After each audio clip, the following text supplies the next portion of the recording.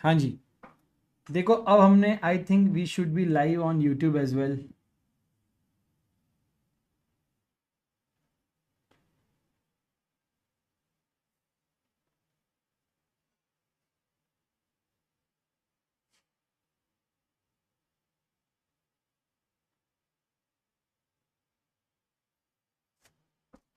एक बार देख लो भाई, क्या मेरी आवाज ऑडियो वीडियो क्लियर आ रही है?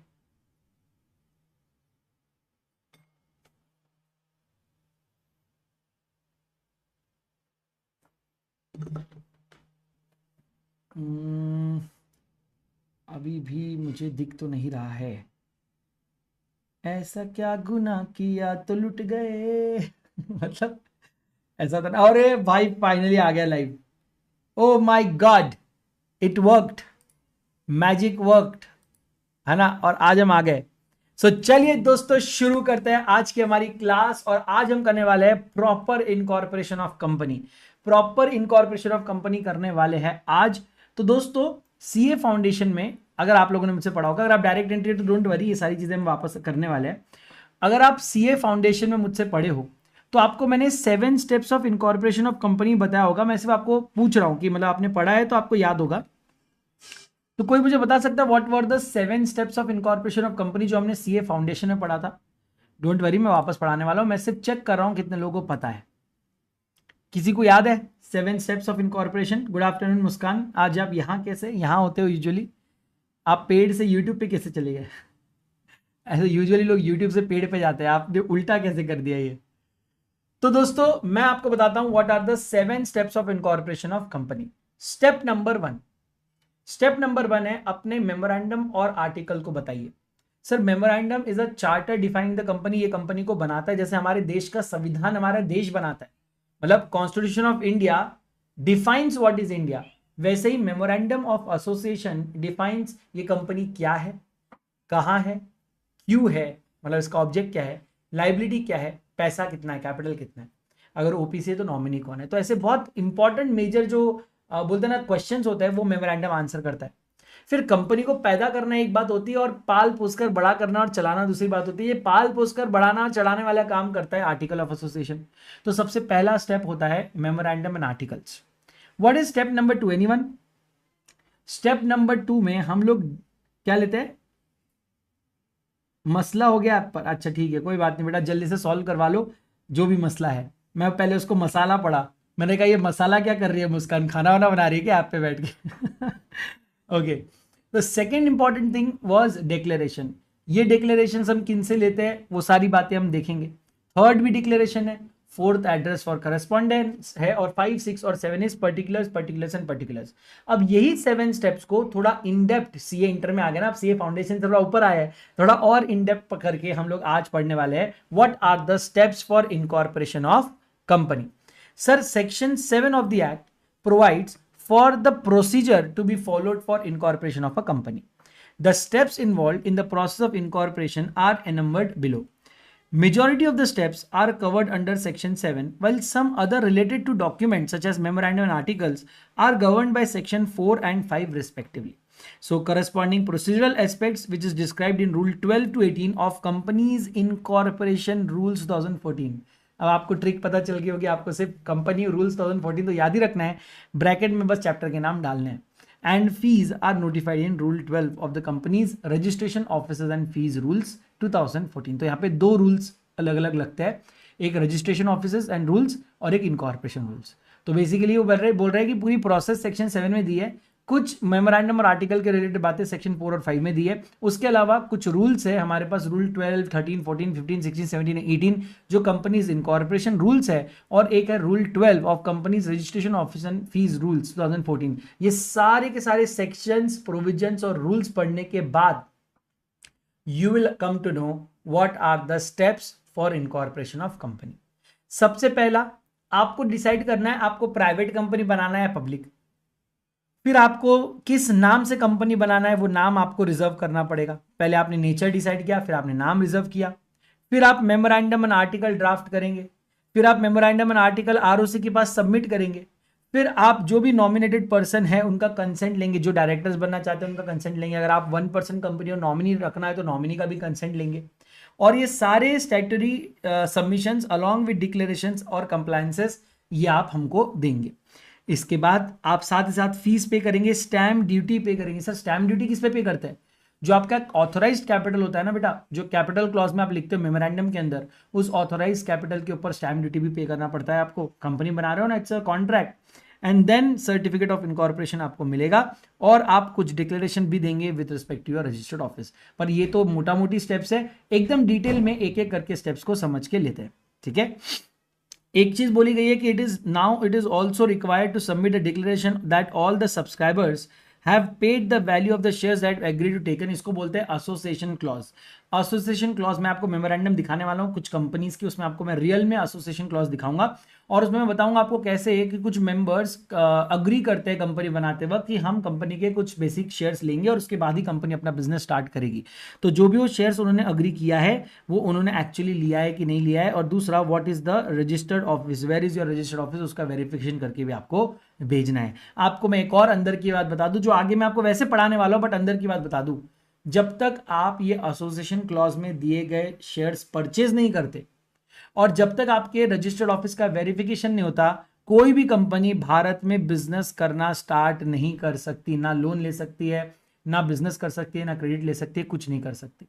So before commencement of business, actually आपको एक एप्लीकेशन करना पड़ता है फॉर कमेंसमेंट ऑफ बिजनेस। आपको certificate of commencement of business मिलता है, उसके बाद आप बिजनेस स्टार्ट कर सकते हो। And one of the requirement for getting the certificate is fulfilment of this two condition, कि आपको जो सब्सक्राइब शेयर्स थे वो आपको लेने हैं और आपको वेरिफिकेशन ऑफ रजिस्टर्ड ऑफिस करवाना है, उसके बाद ही आप बिजनेस स्टार्ट कर सकते हो।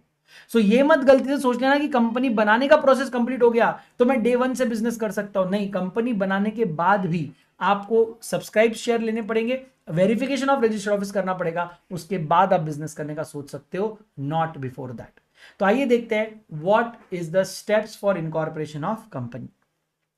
सर मैंने आपको रियल वर्ल्ड स्टेप बताया कि हमें रिजर्व यूनिक नेम का फॉर्म भरना है। हमें सबसे पहले mca.gov.in पे जाकर अपना एक आईडी बनाना है। आईडी बनाने के बाद वहां पे नाम रिजर्व करने के लिए फॉर्म भरना है, उसके बाद आपको कंपनी बनाने के लिए फॉर्म भरना है, ठीक है। अगर आप देखना चाहते हो कि आप जो नाम रिजर्व करना चाहते हो अवेलेबल है कि नहीं, तो उसके लिए भी आप mca.gov.in पे जाकर आप वहां पर डेटा एंड रिपोर्ट्स में जाकर या mca सर्विसेज में जाकर आप वो भी देख सकते हैं कि नाम अवेलेबल है या नहीं है। मैं अब यहाँ पर चेक नेम करके डालता हूँ तो जल्दी मिलेगा, क्योंकि वो लोग इसको चेंज करते रहते हैं, है ना। मैं आपको जल्दी से बता देता हूँ, एक सेकेंड ना। चेक नेम MCA डायरेक्ट आ गया तो हाँ, बताओ बेटा। आप यहां पर आ सकते हो, ठीक है। यहां पर आएंगे और यहां पे आप अपना नाम डालेंगे, जो भी नाम से आप कंपनी बनाना चाहते हो। जैसे मुझे यहां पे विनय नाम दिख रहा है, मैं सोच रहा हूं विनय इंडस्ट्रीज ये नाम से कंपनी बनाऊं, तो मुझे पता चला ओहो ये नाम तो ऑलरेडी अलोकेटेड है, एक कंपनी ऑलरेडी विनय इंडस्ट्रीज लिमिटेड के नाम से है। सॉरी विनय, चलो विनय इंडस्ट्रीज की जगह फिर विनय इंफ्रा कर देते हैं, इंफ्रास्ट्रक्चर। देखो विनय इंफ्रास्ट्रक्चर अवेलेबल है क्या?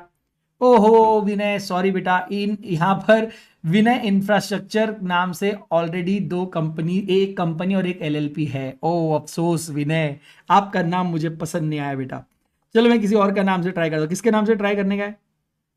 हाँ जी, किसके नाम से?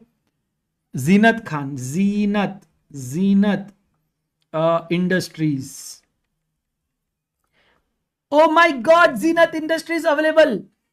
ओहो गजब, मजा आ गया, बॉय साहब जोरदार, आग लगा दी, अरे अरे अरे गजब। अब एक काम करो, अब यहां पे दिख रहा है reserve this name for company और LLP।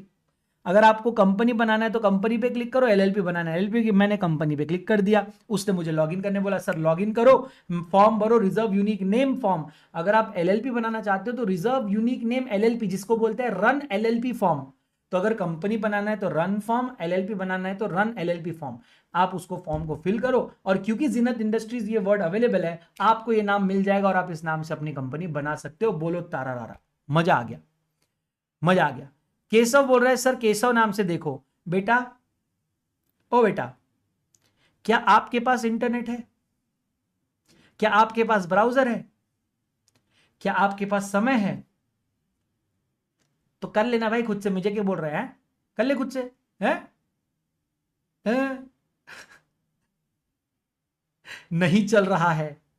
तो ये जो क्लास आप देख रहे हो बेटा, ये जो क्लास आप देख रहे हो, ठीक है, ये मोबाइल नेटवर्क से मतलब क्या कर रहे हो आप, मतलब कैसे देख रहे हो ये क्लास अगर इंटरनेट नहीं है तो?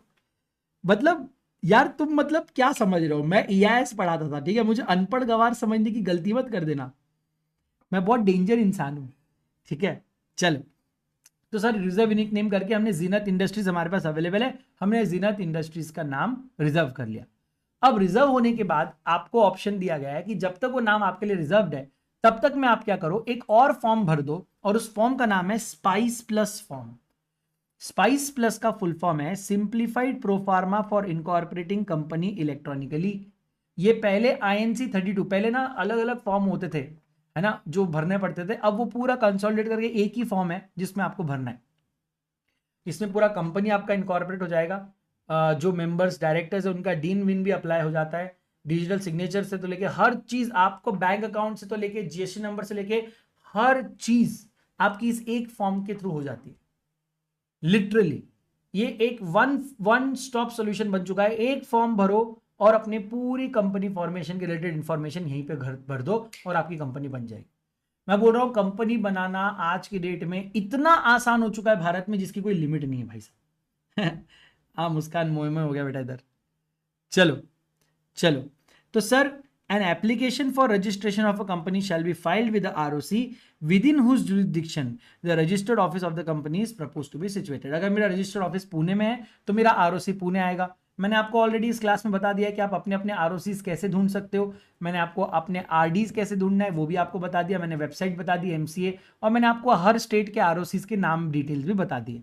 आप क्या करना है, MCA में आके सिंपली आपको फॉर्म भरना है। जब आप अपना स्टेट सिलेक्ट करोगे, अपना एड्रेस सिलेक्ट करोगे, अपना पिन कोड डालोगे, आपका ROC ऑटोमेटिकली असाइन हो जाता है, आपको कुछ करने की जरूरत नहीं है। फॉर एग्जाम्पल अगर मेरा पिन कोड है 411001, रियल नहीं डालूंगा ना मैं, रियल डाल दिया तो तुम लोग घर पहुंच जाते हो भाई, 411001, तो मुझे बस ये पिन कोड डालना है। He will the form will identify कि ये तो पुणे है, और उससे उनको पता चल जाए कि ये ROC पुणे के जुरिस्डिक्शन में आता है, और ऑटोमेटिकली वहां पे ROC पुणे सिलेक्ट हो जाएगा, और उनके ऊपर एक रिस्पेक्टिव RD बैठता है। वेस्टर्न रीजन का RD है, वो वेस्टर्न रीजन का RD ROC Pune, ROC Mumbai, इन सब के ऊपर लीड करता है, वो मेरा RD रहेगा, रीजनल डायरेक्टर, और ये ROC पुणे मेरा रजिस्ट्रार रहेगा। और पुणे के रजिस्टर ऑफ मेंबर में, ध्यान से सुनना, पुणे के रजिस्टर ऑफ कंपनी में मेरे कंपनी का नाम रजिस्टर हो जाएगा आफ्टर इनकॉर्पोरेशन। ठीक है, तो बड़ा सिंपल है, मैंने अपना फॉर्म भर दिया अलोंग विथ फीस, जो हमको companies registration office and fees rules के अंदर बताइए, लेकिन इसके साथ मुझे कुछ डॉक्यूमेंट्स देने पड़ेंगे। मैंने कहा बताओ कौन सा डॉक्यूमेंट चाहिए आपको, तो बोलता है स्पाइस प्लस जो है ये एक इंटीग्रेटेड वेब फॉर्म है। अब देखो यहां पर एकदम क्लियरली आपके बुक में लिखा हुआ है कि एक इंटीग्रेटेड वेब फॉर्म है, मतलब कि ये आपको PDF के रूप में या वर्ड के रूप में नहीं मिलेगा, ये आपको वेब ब्राउजर से जाकर भरना पड़ेगा। और यही रीजन है कि मैं आपको ये फॉर्म अभी नहीं दिखा सकता, लेकिन ये पहले एक PDF फॉर्म हुआ करता था।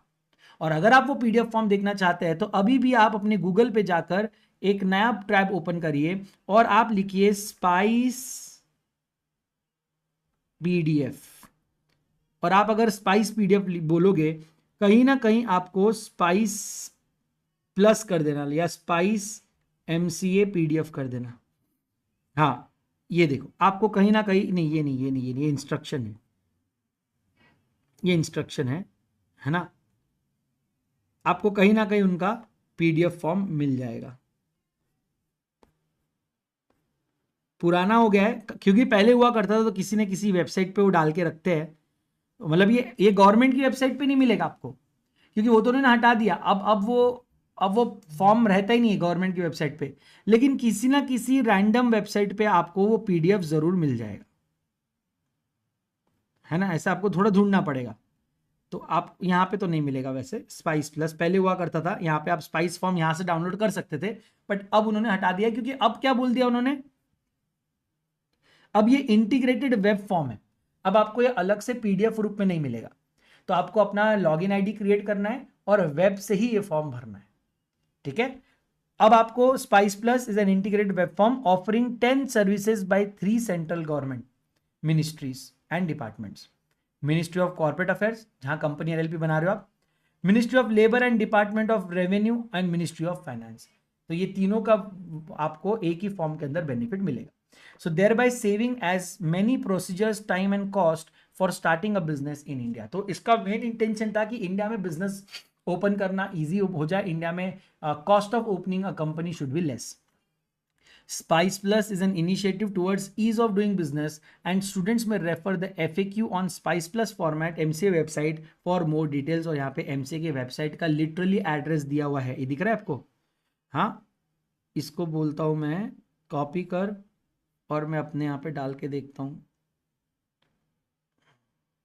पेस्ट और गो।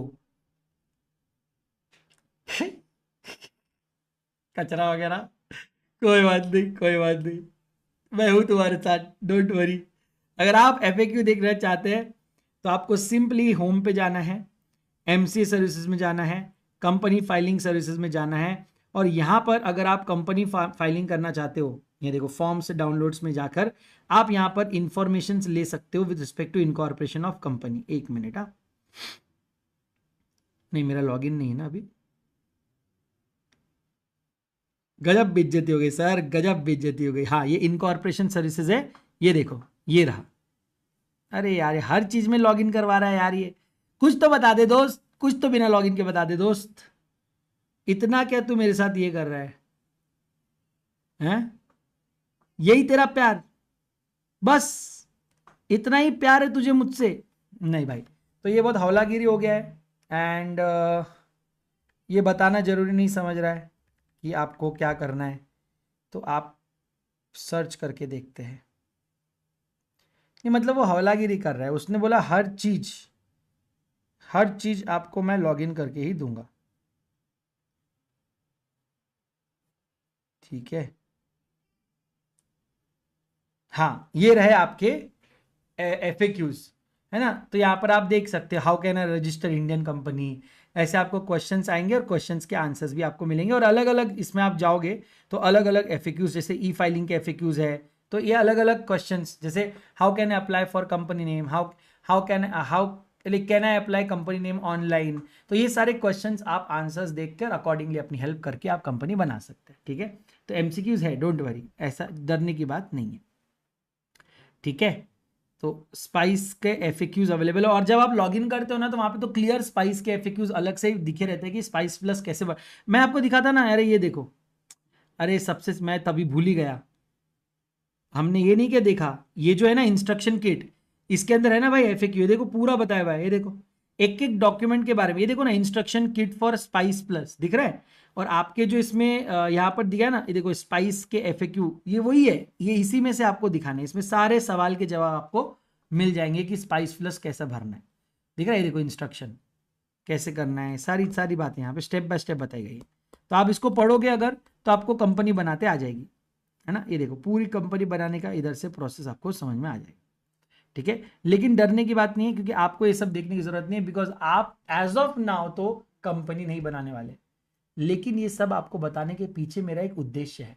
उद्देश्य बड़ा सिंपल है, आज जैसे ही आप CA इंटरमीडिएट क्लियर करते हो, CA इंटर क्लियर करने के बाद आप सब लोग जाने वाले हो आर्टिकलशिप के लिए, बोलो जाओगे कि नहीं आर्टिकलशिप के लिए?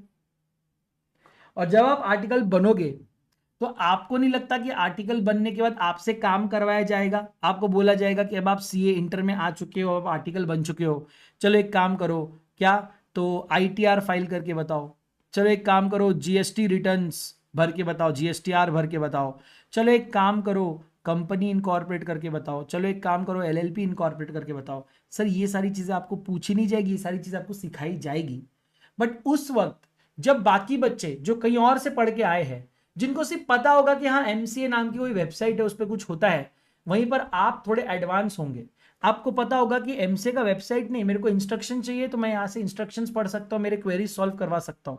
मेरे को नाम चेक करना है अवेलेबल है कि नहीं, कैसे चेक करना है, मैं वो भी आपको बता सकता हूँ। आपको ये भी पता है कि लॉगिन करने के बाद फॉर्म भरे जाते हैं, वो चाहे रिजर्व यूनिक नेम का हो, स्पाइस का हो, एलएलपी का हो, रन एलएलपी का हो, सारे फॉर्म ऑनलाइन भरे जाते हैं लॉगिन करने के बाद। अच्छा, इतना ही नहीं, हर फॉर्म लॉगिन करके नहीं भरे जाते, कुछ फॉर्म्स आप डाउनलोड भी कर सकते हो। और आपको ये भी पता है कि जब आप कंपनी फाइलिंग पे यहाँ पर जाते हो, यहाँ पर आप देखते हो इनकॉर्पोरेशन सर्विसेज यहाँ पे रहती है, या नीचे आप अगर देखेंगे तो यहाँ पर एलएलपी फाइलिंग में आप जाते हो तो यहाँ पर एलएलपी फाइलिंग के फॉर्म्स आपको दिखेंगे, है ना। तो आपको पता है कि ये सारे फॉर्म्स मैं देख सकता हूँ, चेक कर सकता हूँ, और यहाँ से मैं डाउनलोड भी कर सकता हूँ। ये देखिए एफओ सर्विसेज जो है उसमें check company name LLP name दिख रहा होगा, थोड़ा जूम करके देखना बेटा, दिख रहा है नीचे से second, check company LLP name. यहाँ पे आके आपको चेक करना है आपका company name LLP name available है कि नहीं है, और उसके बाद आप चाहे तो इन्फॉर्मेशन निकाल के रख सकते हैं। तो ये सारी की सारी चीज़ें आपको पता है कि भाई मेरे को कौन सी चीज़ कहाँ से मिलेगी।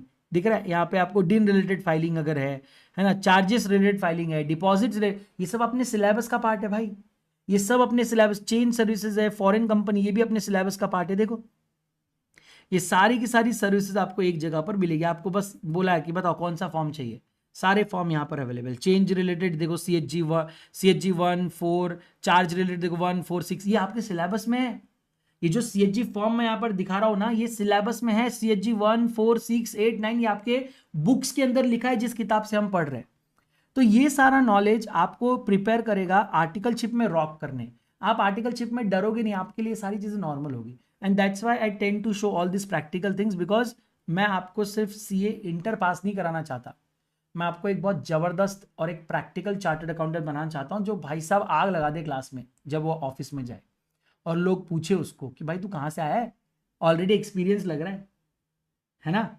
चलो, तो यही है भाई साहब, ऐसे ही करेंगे हम लोग। Thank you so much Muskan, thank you so much, है ना। मजदूरी करवाई जाएगी आकाश भाई, ये बात तो सही है, गुड आफ्टरनून। मजदूरी कराई जाएगी, बट बोलते हैं ना बेटा कि मतलब एक मूर्ति को बनने के लिए पत्थर को छन्नी और हथौड़े के नीचे से गुजरना ही पड़ता है। दर्द तकलीफ झेलने के बाद ही लोग सराहना करते हैं, फिर लोग आपको पूजने लगते हैं उस मूर्ति को। बट वो नहीं जानते कि ये मूर्ति बनने से पहले एक पत्थर हुआ करती थी, जिसपे एक एक बोलते ना छन्नी हथौड़े से एक एक पार्ट पे जिसके मार मार के दर्द पहुंचा के तोड़ तोड़ के आज वो मूर्ति बनी है। तो भाई मेहनत करने से मत डर, द मोर आप मेहनत करोगे the more you will learn and the better you are going to become. ठीक है, तो ये is a part of life and enjoy that part also. चलिए बात करते हैं duly signed memorandum and article. सबसे पहला डॉक्यूमेंट जो आपको सबमिट करना है वो है memorandum of association and article of association.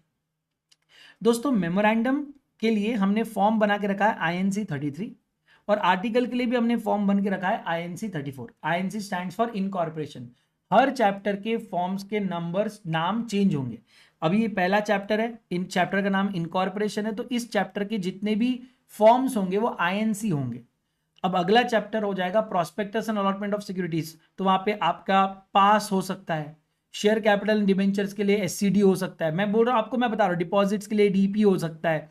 तो आपको चैप्टर बाय चैप्टर ध्यान रखना है कि हर चैप्टर के अपने अपने फॉर्म के वो नंबर्स होंगे और वो आपको फॉलो करना है।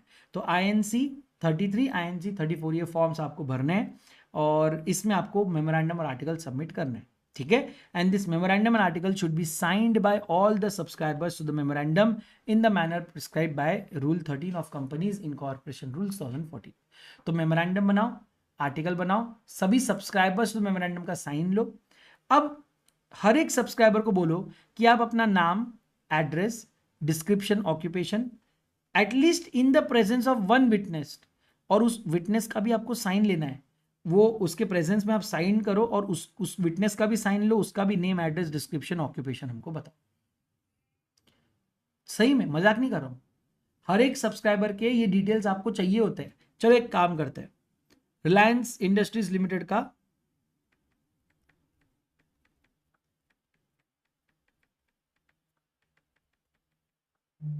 MOA और AOA देख लेते हैं। ठीक है, पता चलता है ना, देखो जो चीज़ हम पढ़ रहे हैं रियल वर्ल्ड में है कि नहीं, समझ में कैसे आएगा, जब रियल वर्ल्ड में घुसेंगे तभी समझ में आएगा ना। तो ये उनका सर्टिफिकेट इनकॉर्पोरेशन वगैरह हम बाद में बात करेंगे, अभी जब पढ़ाऊंगा तब। अभी मैं आपको पढ़ा रहा हूं memorandum, correct.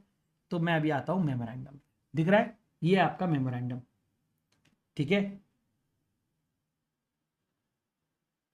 Thank you so much Raunak, God bless you बेटा, लॉट्स ऑफ लव। अब आते हैं आगे, सर आते हैं मेमोरेंडम ऑफ एसोसिएशन पे। आप देखो memorandum of association of Reliance industries, देखो सबसे पहले क्या लिखा है, the name of the company is Reliance industries limited. मैंने क्या कहा था, कंपनी का नाम पता चलता है, नेम के बाद आपको कंपनी का डोमिसाइल पता चलता है, कंपनी कहां से। आप सेकंड क्लॉज देखो, बोलता है registered office situated in the state of Maharashtra. तीसरा बात करता है ऑब्जेक्ट, कि कंपनी क्यों बनी है। ये देखो थर्ड है ऑब्जेक्ट। अब ऑब्जेक्ट बहुत सारे हैं, ये कंपनी बहुत काम करने के लिए बनी है, देख रहे हो जितना भी मैं स्क्रॉल कर रहा हूं ना बेटा, ये सब ऑब्जेक्ट है, ठीक है। और उसके बाद फोर्थ है लाइबिलिटी और फिफ्थ है ऑथराइज कैपिटल। आप चाहो और अगर आपको गिनती आती है तो I invite you to read this 15 बेटा टेंशन लेने की जरूरत नहीं है, मुझे पता है तुमको इतना जीरो गिनते नहीं आते, मुझे भी नहीं आते। मैंने बाजू में पढ़ा, उसमें लिखा है 15,000 करोड़, उसमें से 14,000 करोड़ है इक्विटी और 10,000 करोड़ है कितना एक्चुअली वो, मतलब आप देखो यहां पर अगर टेक्निकली देखो तो 15 है, 15,000 करोड़, उसमें से 14,000 करोड़ जो है वो ये है इक्विटी शेयर्स, और 1,000 करोड़ जो है वो है आपके क्या बोलते हैं प्रेफरेंस शेयर्स, ठीक है। कैपिटल है भाई, मजाक नहीं, इतना पैसा उनके पास, छोड़ो, ये ऑथराइज कैपिटल है। अब आओ नीचे आओ, ये देखो और जरा देखना, ये है नेम ऑफ द सब्सक्राइबर्स, दिख रहा है आपको नेम ऑफ द सब्सक्राइबर।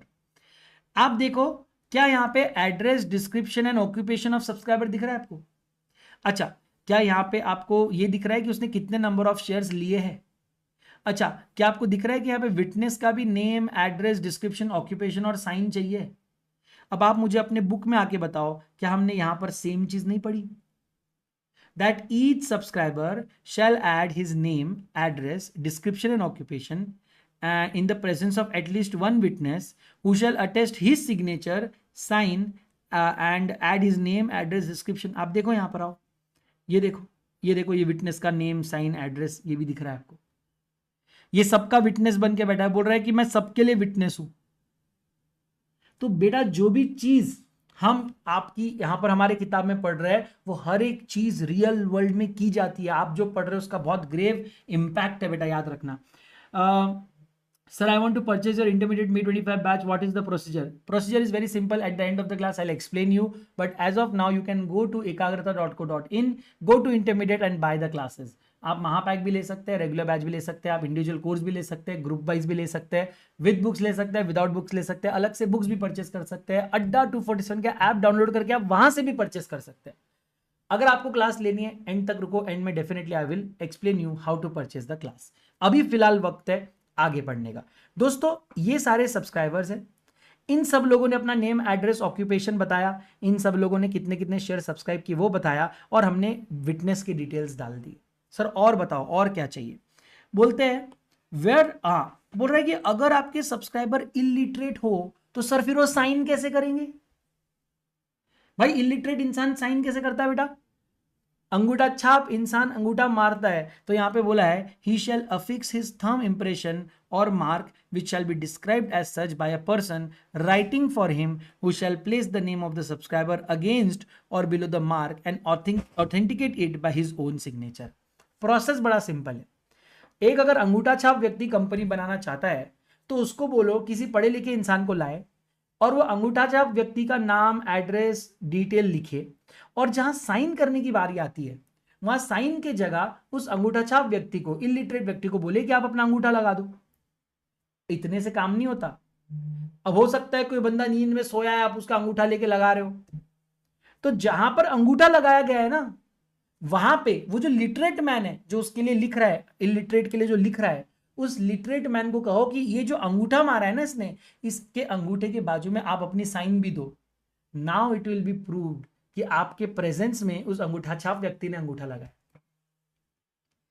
बोले तो सिर्फ अंगूठा लगा के बात नहीं छोड़ी है। क्यों? अगर मैं ऐसा सो रहा हूं, तुम मेरा अंगूठा उठा रहे हो, इंक में डुबा रहे हो और पेपर पे लगा दे रहे हो, मेरे को क्या मालूम।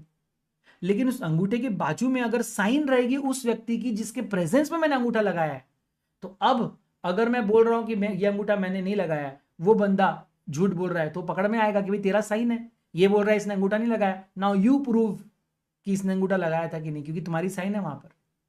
सो अब यहाँ पे बोलते हैं ना, दो लोग मिलके चोरी करना बड़ा मुश्किल हो जाता है, तो वहां पर आप बच सकते हो, ठीक है। And he shall also write against the name of the subscriber the name of the number of the shares taken by him, ठीक है। Sir type written or printed particulars of subscribers and witness shall be allowed as if it was written so long as the appended signature or thumb impression is there. अब हमने भी जो देखा ये printed ही तो है, बेसिकली ये printed ही तो है, लेकिन उन्होंने क्या बोला है कि ये भी चलेगा जब आप ये डॉक्यूमेंट देंगे, इस डॉक्यूमेंट पे डिजिटल सिग्नेचर रहेगा, इसका मतलब whatever is written in the document is correct, true, ठीक है। चलो सर, आपने कहा सभी मेंबर्स का साइन लगेगा, सब्सक्राइबर्स का, हाँ। आपने कहा सब्सक्राइबर अनपढ़ गवार रहा तो उसका अंगूठा लगेगा, हाँ। सर अगर सब्सक्राइबर इंसान है ही नहीं तो मतलब what if a subscriber is a body corporate, a company, an LLP, because a company can also start a company. Now who will sign?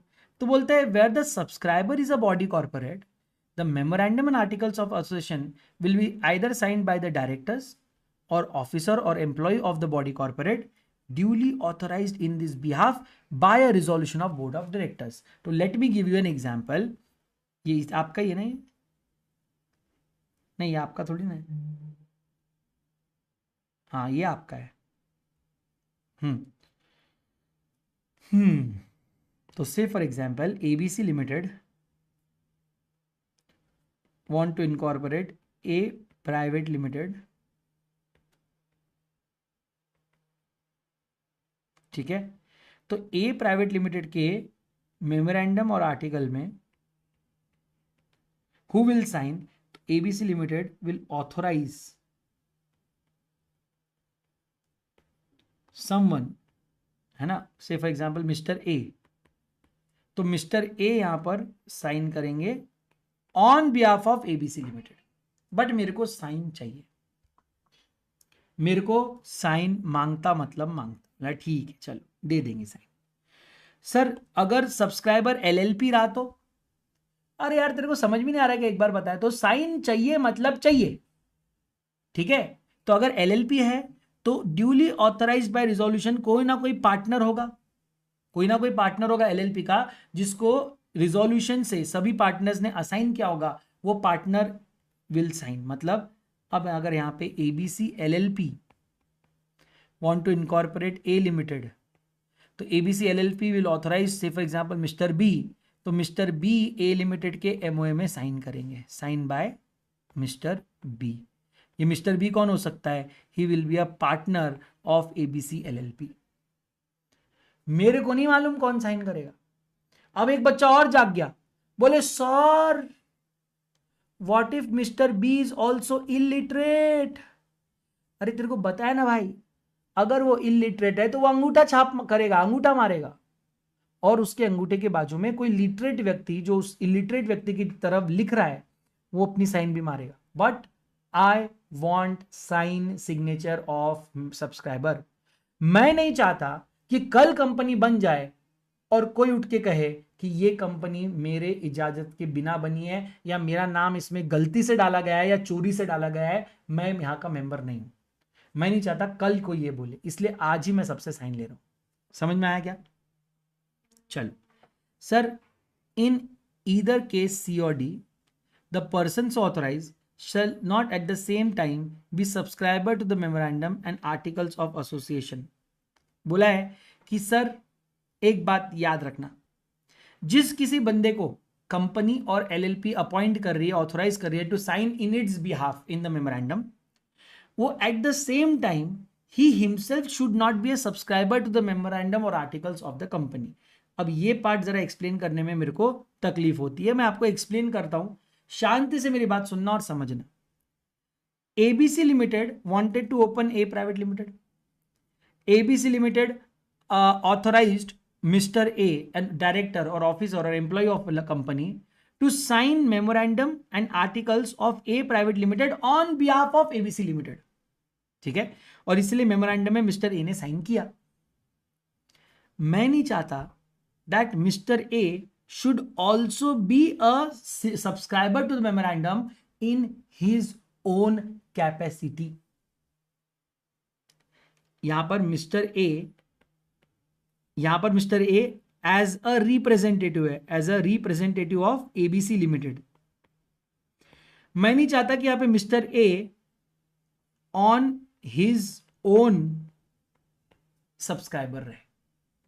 Then what will happen, वो खुद के लिए तो साइन कर ही रहा है, वो दूसरे सब्सक्राइबर के लिए भी साइन कर रहा है। हमको ये नहीं चाहिए। अगर मिस्टर ए खुद सब्सक्राइबर है यहां पर, then appoint someone else. You appoint mister B, you appoint mister C, है ना, इनको अपॉइंट करो, ए को मत करो, because A himself is a subscriber in the company. So A को हम यहां पे साइन करने नहीं देंगे, क्योंकि वो अपने खुद के बिहाफ पे ऑलरेडी साइन कर रहे हैं। तो आइदर आस्क बी और सी और एनी अदर ऑफिसर, एम्प्लॉय और director to sign on behalf of ABC limited. A को अलाउ नहीं करेंगे। देखो ये पॉइंट समझ में आया क्या? और पहले कंफर्म करो, जब तक आप लोग हाँ नहीं बोलोगे मैं आगे नहीं बढ़ूंगा।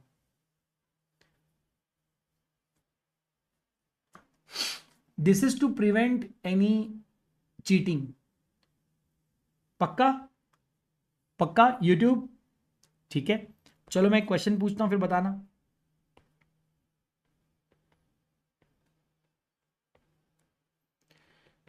ABC LLP wants to incorporate A private limited. A private limited में सब्सक्राइबर्स है ABC limit LLP, mister B, XYZ private limited और मिस्टर जेड। ये 4 सब्सक्राइबर्स टू द मेमोरेंडम है इन एबीसी प्राइवेट लिमिटेड। ठीक है, now ABC LLP wants to hire mister B as authorised representative to sign a private limited का memorandum. Can they do so? शांति से सोच के बताना। Good afternoon sir, I have completed partnership contract LLP and Indian IRF लिखना चाहते हो शायद आप, regulatory framework with the videos writing practice. Thanks sir, आपकी वीडियो से हेल्प हो रही है। Thank you so much Karan, wish you all the best, God bless you all and I hope to see you in intermediate classes soon. बेटा ये inter का class है, आप इंटर का लॉ पढ़ने आ गए हो अभी। सर आप लोग कह रहे हो no. Sir may I know why you want me to, why you don't want mister B? Sir because mister B himself is a subscriber in the company, so he is signing on his own and you want him to sign on behalf of ABC LLP also, तो ये नहीं चलेगा। तो हमने क्या किया, हमने कहा आप मिस्टर ए को अपॉइंट करो, आप मिस्टर सी को अपॉइंट करो, इनमें से कोई एक अपॉइंट करो, हमको चलेगा। ठीक है, लेकिन ये नहीं चलेगा। तो लेट्स से इन्होंने एबीसी एलएलपी की तरफ से मिस्टर सी को अपॉइंट किया, अब चलेगा? यस, तो मिस्टर सी साइन करेंगे। ठीक है, क्या यहाँ पे मिस्टर बी खुद साइन करेंगे? यस, यहाँ पर मिस्टर बी खुद साइन करेंगे। वो तो इंडिविजुअल है ना, वो तो इंसान है ना, एक इंसान तो खुद का साइन या अंगूठा मार ही सकता है। चलो, what about XYZ private limited? Sir XYZ private limited is again a company. हाँ, अब आपको मैं बताता हूं, XYZ private limited want to assign mister Z the responsibility to sign the memorandum. क्या मिस्टर जेड साइन कर सकते हैं? थैंक यू सो मच बेटा, God bless you Karan, lots of love. Sir नहीं कर सकती क्योंकि मिस्टर जेड यहां पर इंडिविजुअल कैपेसिटी में ऑलरेडी है। तो यहां पर आप मिस्टर वाई को करो, एक्स को करो, है ना, या वाई को करो, या किसी भी ऑफिसर एम्प्लॉय को बोलो। देखो एलएलपी में तो फिक्स है, एलएलपी में कोई तो पार्टनर ही आएगा। ठीक है, अगर आपने यहां लॉ ध्यान से पढ़ा तो यहां पे लिखा है where subscriber is an LLP it shall be signed by a partner of the LLP duly authorised by all the partner. यानी कि इसको यूनानिमस रिजोल्यूशन चाहिए, इसको यूनानिमस रिजोल्यूशन चाहिए, मतलब सारे पार्टनर्स ने मिलके किसी एक पार्टनर को ऑथराइज करना चाहिए और वो एक ऑथराइज पार्टनर वो एलएलपी के बिहाफ पे साइन करेगा। लेकिन यहां पर ऐसा नहीं बोला है, यहां पे क्या बोला है, कोई डायरेक्टर भी चलेगा, ऑफिसर भी चलेगा, एम्प्लॉय भी चलेगा। यहां जरूरी नहीं है कि एक डायरेक्टर ही होना चाहिए, डायरेक्टर भी चलेगा, ऑफिसर भी चलेगा, एम्प्लॉय भी चलेगा। और यहां पे यूनानिमस रिजोल्यूशन की भी जरूरत नहीं है, आपको सिंपली क्या करना होगा, बोर्ड ऑफ डायरेक्टर्स का रिजोल्यूशन लाना है। और बोर्ड ऑफ डायरेक्टर्स का रिजोल्यूशन आता है सिंपल मेजॉरिटी से। किससे आता है? सिंपल मेजॉरिटी से आता है। सिंपल मेजॉरिटी यानी अगर 12 बोर्ड ऑफ डायरेक्टर्स में से 7 बोर्ड ऑफ डायरेक्टर्स अगर आपको बोलते हैं कि मिस्टर एक्स को अपॉइंट कर लो, तो आप मिस्टर एक्स को अपॉइंट कर लेंगे। लेकिन एलएलपी में ऐसा नहीं होता। अगर आपके एलएलपी में 12 पार्टनर्स है, तो 12 के 12 पार्टनर्स ने मिलकर किसी एक पार्टनर को असाइन करना है और केवल वो पार्टनर साइन कर सकता है। आप डिफरेंस देखना, ये पॉइंट नंबर सी और पॉइंट नंबर डी में बहुत डिफरेंस है। अगर आप गहराई में उतरने गए तो आप इतने गहराई में उतरोगे कि बेटा कभी जिंदगी में ऊपर उजाला ही नहीं दिखेगा, इतने गहराई में आप जा सकते हो। समझ में आया? समझ में आया? ओके, चलो तो मेरे एग्जाम्पल में आते हैं। क्या हम Z को अपॉइंट कर सकते हैं? नहीं। क्या X और Y या किसी भी अदर ऑफिसर को अपॉइंट कर सकते हैं? यस। सो लेट्स से यहां पर आपने X को अपॉइंट कर दिया टू साइन, ओके, और यहां पे मिस्टर Z खुद साइन करेंगे। अब इन सब के अलावा ये सारी की सारी सिग्नेचर किसी विटनेस के सामने होनी चाहिए, और वो विटनेस एकदम जेन्युइन बंदा होना, अलग बंदा। फॉर एग्जाम्पल विटनेस है Saheli Chakraborty. Saheli Chakraborty is the witness. और विटनेस को भी अपना name, address, occupation, sign, signature सब यहां पर डालना है, और तब आपकी कंपनी बनेगी। आप सोचो कितना खतरनाक एक एक छोटा छोटा पॉइंट इन्होंने कवर किया है। अच्छा, अभी तक जो हमने केसेस देखे, यहां पे हमने केसेस देखे, अगर सब्सक्राइबर इंसान है तो क्या, सब्सक्राइबर अनपढ़ है तो क्या, सब्सक्राइबर कंपनी है तो क्या, बॉडी कॉर्पोरेट है तो क्या, और सब्सक्राइबर एलएलपी है तो क्या। मैं बोल रहा हूं सब्सक्राइबर भारत से बाहर का है तो क्या, मतलब what if the subscriber is mister Ching Jong from China और मिस्टर जॉन फ्रॉम यूएसए। अभी वो किधर साइन, कौन भाई? ओ भाई कैसा करेंगे अब? लॉ कहता है where the subscriber to the memorandum is a foreign national and he is residing outside India, then his signature, address on the memorandum and articles and proof of identity shall be notarized by notary public with a certificate।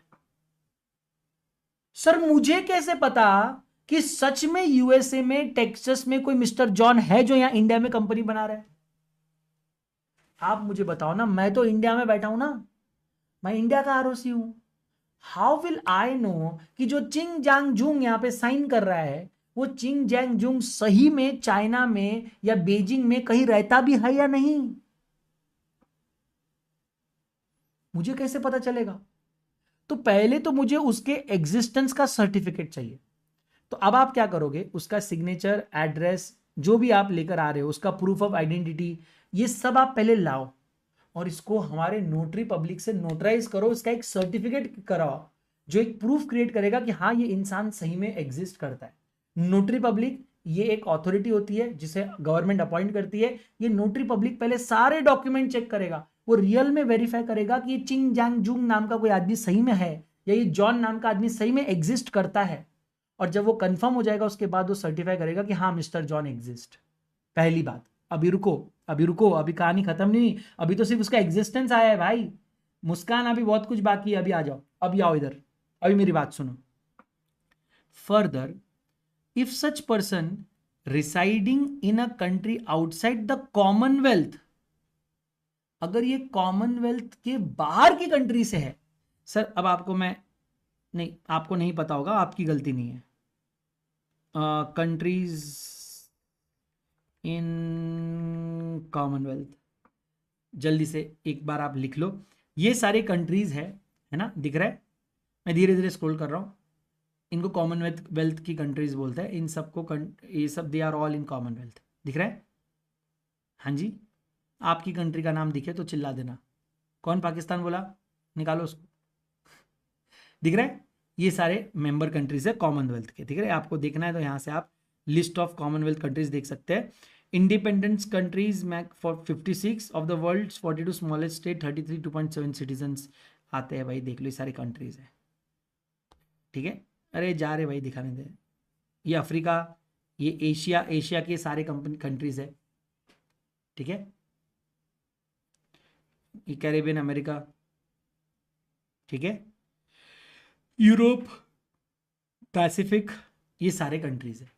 अगर आप इन countries में आते हो तो ठीक नहीं, ठीक है, लेकिन if such person is residing in a country outside the Commonwealth, अगर आप इन कंट्रीज के अलावा किसी कंट्री से है, that is you belong from a country which is not under the Commonwealth, या और इसमें एक और वर्ड बोला है, or which is not a party to Hague Apostille Convention 1961। ये भी बता देता हूं आपको, बहुत डेंजर हूं मैं, क्योंकि मेरे पास क्या बोलते हैं, गूगल का पावर है। जिसके पास गूगल का पावर है मार सके ना कोई, चाको राके गूगला मार सके ना कोई। तो ये वो कंट्रीज इसके अंदर भी आपको मिल जाएगी, है ना। अरे इसको कंट्रीज लिस्ट, कंट्रीज लिखना भूल गया था मैं। ये कंट्री का लिस्ट है, देख लो भाई, चल जा। हाँ ये देख लो, ये है लिस्ट, जूम करके पढ़ लेना। सोमालिया भी है इसमें।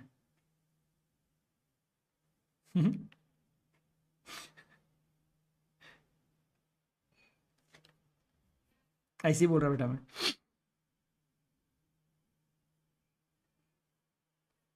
सोमालिया नहीं है भाई, इंडिया है, ठीक है, रशियन फेडरेशन भी है, जो भी है देख लो। हाँ ये सारी कंट्रीज है, ठीक है।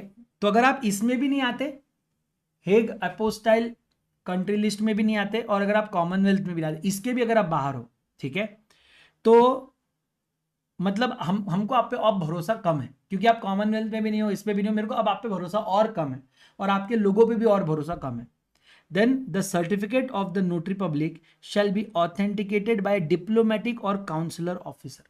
आप कोई ना कोई आपकी कंट्री का डिप्लोमेटिक या काउंसलर ऑफिसर होगा, मुझे उसका भी नोटरी, उसके तरफ से भी कंफर्मेशन चाहिए कि आपके कंट्री में आपके नाम का कोई बंदा रहता है, क्योंकि ट्रस्ट कम हो गया ना। अब आप कॉमनवेल्थ और इसमें भी नहीं हो, कन्वेंशन के लिस्ट में भी नहीं हो, तो आप बाहर की कोई कंट्री हो, तो आपको मैं यहाँ पे कहूँगा कि भैया देख लो, है ना। अब इसमें अगर आप चाहो तो थोड़ा सा होमवर्क में ढूंढ लेना कौन सी कंट्रीज है, शायद वो भी आपको मिल जाएगा, गूगल पे मिलता है वैसे, कि कंट्रीज नॉट इन कॉमनवेल्थ ऐसा लिख सकते हैं हम लोग।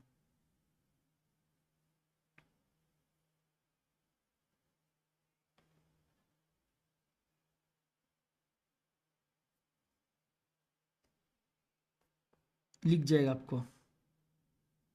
नॉन कॉमनवेल्थ कंट्रीज में Afghanistan, Algeria, Argentina, Benin, Belgium, ये सब दिख रहा है यहाँ पे।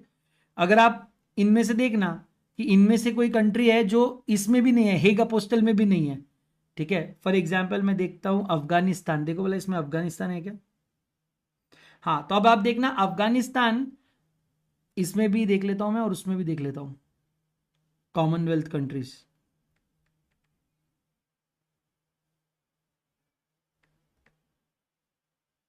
मैंने अभी तो सर्च किया था ना।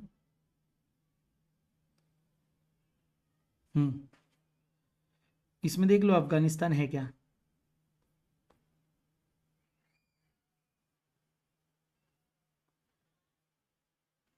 नहीं है ना, ठीक है, तो फिर डाल दो इसमें, डाल दो भाई। अब आप दोनों जगह पे नहीं है, दोनों जगह पे नहीं है, मतलब आप, अब आपको मेरे को क्या कर लगेगा, अब आपके जो डिप्लोमेटिक या काउंसलर ऑफिसर है उनका भी कंफर्मेशन लगेगा कि आप एग्जिस्ट करते हो। मतलब बेसिकली इन कंट्रीज पे हमको और ज्यादा भरोसा कम है, ठीक है। चलो ये समझ में आ गया आपको। Now where the subscriber to the memorandum is a foreign national residing outside India. अगर आप भारत से बाहर रहने वाले हो, फॉरेन नेशनल हो, and visited in India and intended to incorporate a company in such case of incorporation, it shall be allowed if he or she is having a valid business visa. आप भी जानते हो, मैं भी जानता हूं, किसी भी कंट्री में जाने के लिए दो टाइप के वीजाज मिलते हैं। एक तो आपको मिलता है टूरिस्ट वीजा और दूसरा मिलता है बिजनेस वीजा। अगर आप टूरिस्ट वीजा पे आए हो, आप भारत घूमने के लिए आए हो, हमको ये बोलने आए हो कि भारत में मैं घूमने आया हूं, और यहाँ आके अगर आप बिजनेस करना और कंपनी ओपन करना चाहते हो, तो भाई माफ करना, हम आपको कंपनी ओपन नहीं करने देंगे।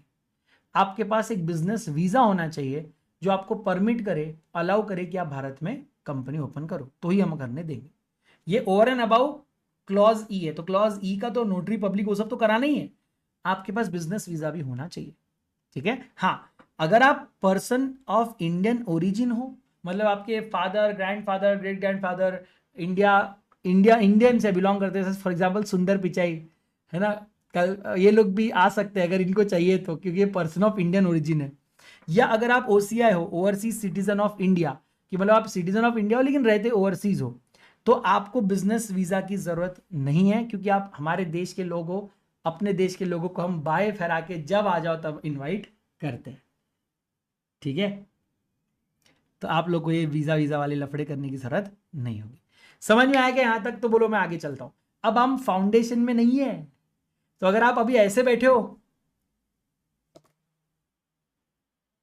तो बेटा ये मत करो, ये तो पहला चैप्टर है, समझ लो। आगे आगे देखो होता है क्या। चलो, declaration of compliance by professionals and directors, managers and secretaries of the company.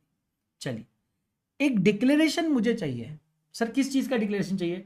मुझे डिक्लेरेशन चाहिए that all the requirements of this act and the rules made thereunder in respect of registration and matters which are precedental और incidental। precedental का मतलब होता है incorporation से पहले, incidental का मतलब होता है इनकॉर्पोरेशन के बाद। मैं आपसे कसम खिलवाना चाह रहा हूं कि एक कंपनी बनाने के लिए जितने भी सेक्शंस, जितने भी रूल्स, जितने भी प्रोसेसेस फॉलो करनी पड़ती है, कंपनी बनाने से पहले, कंपनी बनाते वक्त और इवन कंपनी बन जाने के बाद भी उसके रिलेटेड, जैसे मैंने आपको कहा कमेंसमेंट ऑफ बिजनेस का प्रोसेस, जो भी प्रोसेसेस करनी पड़ती है हमने उसको कंप्लाई किया है, हैव बीन कंप्लाइड विथ। और ये आपको फाइल करना है इन फॉर्म INC 8। अब आप कहेंगे सर ये कसम कौन खा रहा है? तो बेटा ये कसम खा रहा है वो एडवोकेट, वो चार्टर्ड अकाउंटेंट, वो कॉस्ट अकाउंटेंट, वो कंपनी सेक्रेटरी इन प्रैक्टिस जो आपकी मदद कर रहा है कंपनी बनाने में, यानी कि प्रोफेशनल्स। अगर आप अपने किसी क्लाइंट की मदद कर रहे हो या अगर आप अपने क्लाइंट की कंपनी बना रहे हो, आपको कसम खाना है। Experts engage in the formation of company बोला जाता है इसको। इसको बोला जाता है experts engage in the formation of company, यानी कि आपको CA, CS, CWA, lawyer, LLB, doctor नहीं, जो लोग कंपनी बनाने में मदद कर रहे हैं, those are experts who are engage in the formation of company, उनको भी कसम खाना है कि हमने सारे लॉज रेगुलेशन कंप्लाई किए, और उनको अकेले को नहीं खाना है। इसके आगे ग्रीन में लिखा है एंड, उसके आगे लिखा है a person named in the articles as directors, managers और सेक्रेटरी ऑफ द कंपनी। ये वो लोग हैं जिनको आर्टिकल्स के अंदर हम लोगों ने बोला है कि ये हमारे कंपनी के पहले डायरेक्टर है, या हमारी कंपनी का पहला मैनेजर है, या हमारी कंपनी के पहले सेक्रेटरी है। तो जो आर्टिकल्स के अंदर जिन लोगों का भी नाम डायरेक्टर्स, मैनेजर, सेक्रेटरी में आया है, उन सबको भी कसम खाना है कि भाई हमने पूरे ईमानदारी से कंपनी बनाई। ठीक है सर, इतना ही नहीं, एक और कसम हम आपसे खिलवाएंगे। एक और कसम, हमें एक और डिक्लेरेशन चाहिए, और इस बार ये डिक्लेरेशन हमको चाहिए सब्सक्राइबर्स टू द मेमोरेंडम से, या उन लोगों से जिन्होंने अपना नाम एज अ डायरेक्टर लिखवाया है, as a manager, as a secretary लिखवाया है। तो सर एक डिक्लेरेशन और चाहिए INC 9 में हर एक सब्सक्राइबर से। सर सब्सक्राइबर किन्हें कहते हैं? अगर आप भूल गए होंगे तो मैं आपको दिखाना चाहूंगा। ये होता है बेटा सब्सक्राइबर, ये जिनका नाम दिख रहा है ना, ये है सब्सक्राइबर्स। इनको देखो, नेम ऑफ सब्सक्राइबर्स। मेरे को इन सब से कसम चाहिए। MD शिवनजप्पा, MD शिवनजप्पा, TR Satish Chandran, Sheshadri है ना, SS शेषधारी, T रमेश पाई, डॉक्टर रामदास पाई, P पुतराज, और मुझे इन लोगों से डिक्लेरेशन चाहिए। सर क्या डिक्लेरेशन चाहिए? मुझे इन लोगों से डिक्लेरेशन चाहिए, और उन लोगों से भी जिन लोगों का नाम एज अ फर्स्ट डायरेक्टर लिखा है, person named as first directors in the articles. ठीक है, मुझे इनसे 3 कसमें खिलवानी है। ठीक है, सबसे पहली कसम, they are not convicted with respect to offence in connection with promotion, formation, management of the company. बोलते हैं हम लोग को कभी भी जिंदगी में कोई सजा नहीं हुई है in respect of promotion, formation और मैनेजमेंट ऑफ द कंपनी। हमने कभी भी इससे पहले कंपनी बनाते वक्त, फॉर्म करते वक्त, इनकॉर्पोरेट करते वक्त, प्रमोट करते वक्त या मैनेज करते वक्त किसी भी तरह का कोई झोल झपाटा नहीं किया है, कोई ऑफेंस नहीं किया है।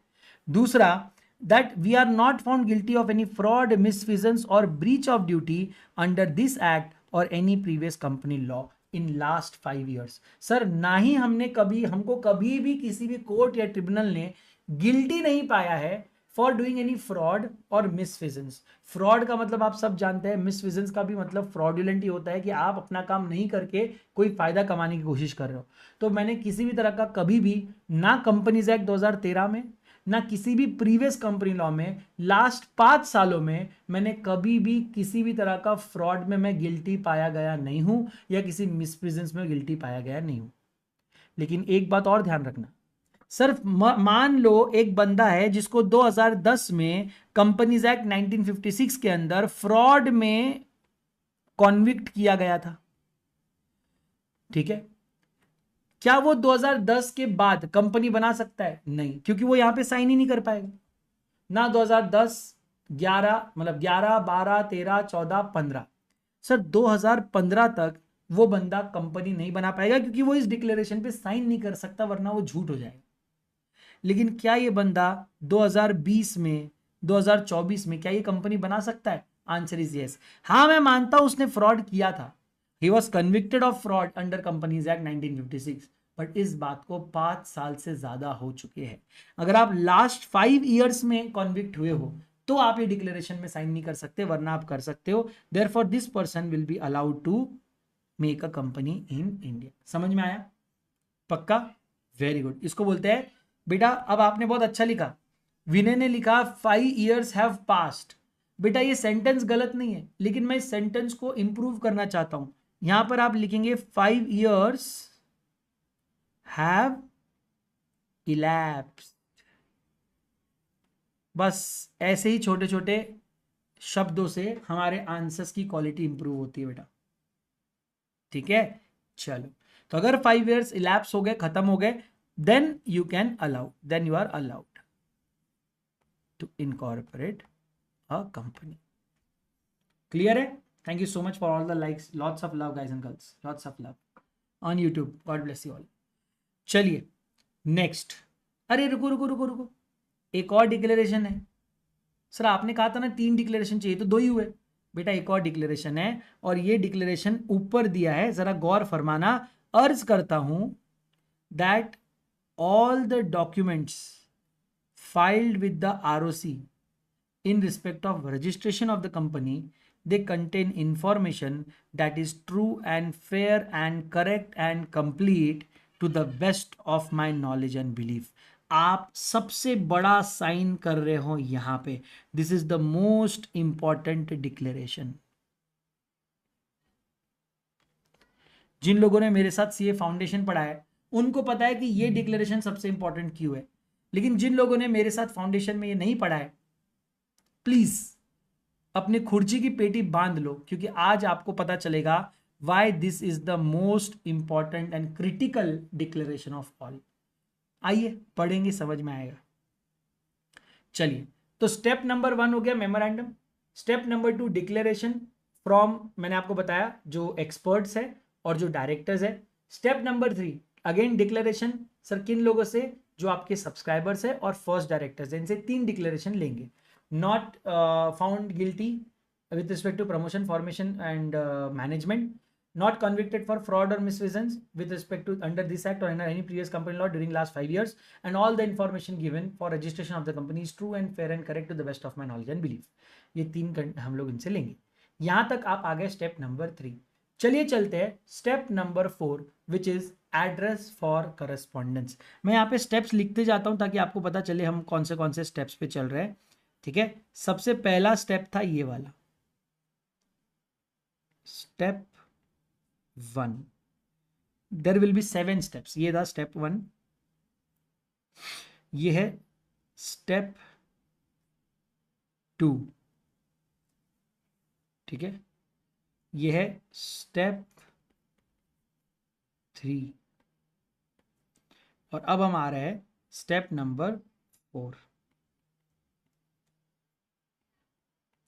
Address for correspondence. सर अगर मुझे आपसे कुछ बात करनी है, कुछ डॉक्यूमेंट्स मंगाने हैं, कुछ क्लैरिफिकेशन लेने हैं, कुछ और इंफॉर्मेशन मंगानी है, तो मैं आपसे कैसे how do I reach out to you? तो उसके लिए लॉ कहता है कि जब तक आपका रजिस्टर्ड ऑफिस नहीं बनता तब तक आप हमको एक टेम्पररी एड्रेस फॉर करस्पॉन्डेंस दे दो।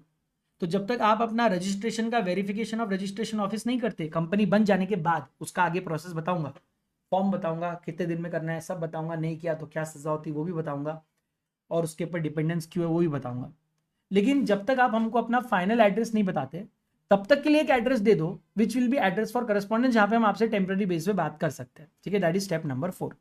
फिर आता है step number 5, 6 and 7 which is particulars particulars particular. Step number 5, ये जो पर्टिकुलर्स है ये हम ले रहे हैं from the person named as first directors of the company. ठीक है, क्या क्या है सर?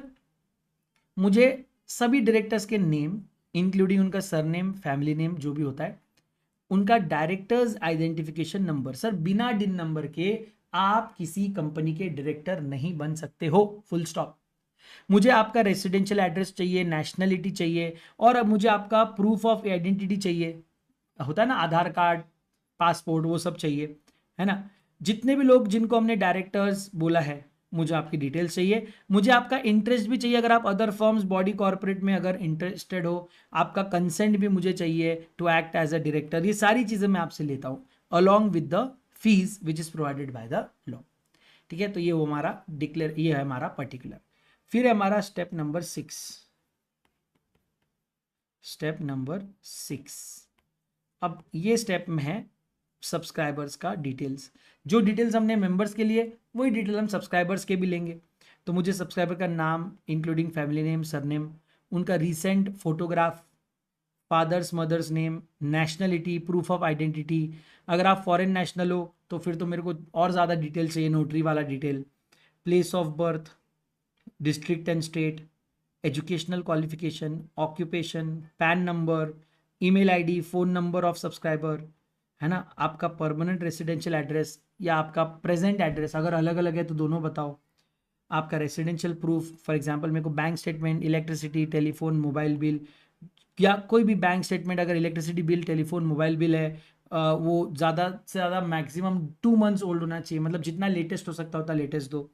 आपका प्रूफ ऑफ आइडेंटिटी में एक कोई भी दे दो, फॉर एग्जांपल आप वोटर आईडी कार्ड दे दो, पासपोर्ट दे दो, ड्राइविंग लाइसेंस दे दो, आपका आधार कार्ड दे दो, यूनिक आइडेंटिफिकेशन नंबर आधार कार्ड दे दो। अगर आप फॉरेन नेशनल हो तो फॉरेन नेशनल नॉन रेसिडेंट्स के लिए आपका पासपोर्ट दे दो, आपको जो भी कंट्री से अलॉट हुआ है वो पासपोर्ट दे दो।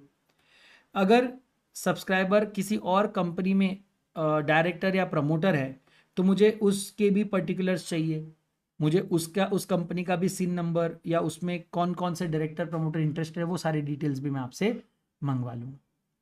ठीक है, एंड नेक्स्ट,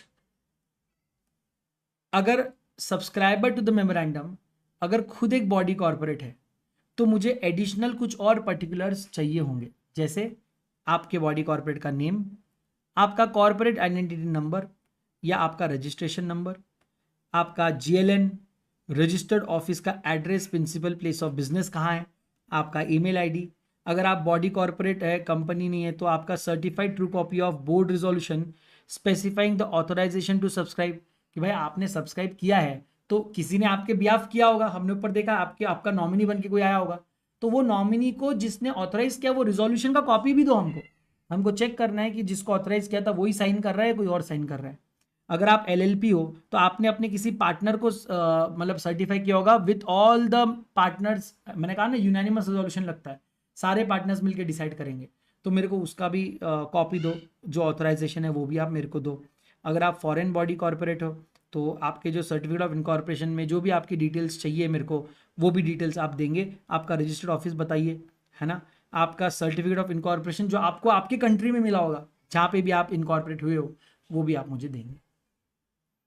ये सारी डिटेल्स मैं आपसे लूंगा। इसके बाद का जो स्टेप नंबर 7 था, वो step number 7 actually step number 5 के अंदर ही डाल दिया गया और वो यहाँ से शुरू होता है, ध्यान से देखना। ठीक है, ये जो है ना, ये जो है ना फर्स्ट डायरेक्टर्स और उनका इंटरेस्ट और कंसेंट, ये जो है ये टेक्निकली स्टेप नंबर 7 है, ये स्टेप नंबर 7 है। Again it was a particular from director, इसलिए उन्होंने एक ही जगह डाला। तो आप ये वाले 7 स्टेप्स ऑफ इनकॉर्पोरेशन है। ठीक है, मैं एक बार आपको 7 स्टेप्स ऑफ इनकॉर्पोरेशन ओरली बता रहा हूं, ध्यान से मेरी इस बात सुनना। Step number 1 memorandum and articles. Step number 2 declaration कौन देगा सर? वो लोग जो कंपनी को बनाने में एंगेज्ड है, यानी कि experts engage in the formation of company and the person named as first directors. Sir ये लोग बोलेंगे that we have complied with all the laws and regulation which are presidential and incidental to incorporation of company. Third step declaration कौन दे रहा है sir? Subscribers to the memorandum और first directors managers. क्या बोल रहे हैं सर? ये लोग तीन चीजें बोल रहे हैं।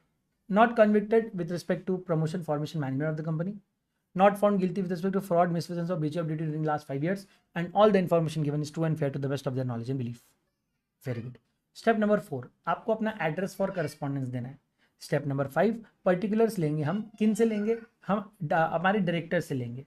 सर क्या पर्टिकुलर्स लेंगे? Name, address, proof of identity, residential status, proof of whatever, all those basic proof plus DIN number, directors identification number.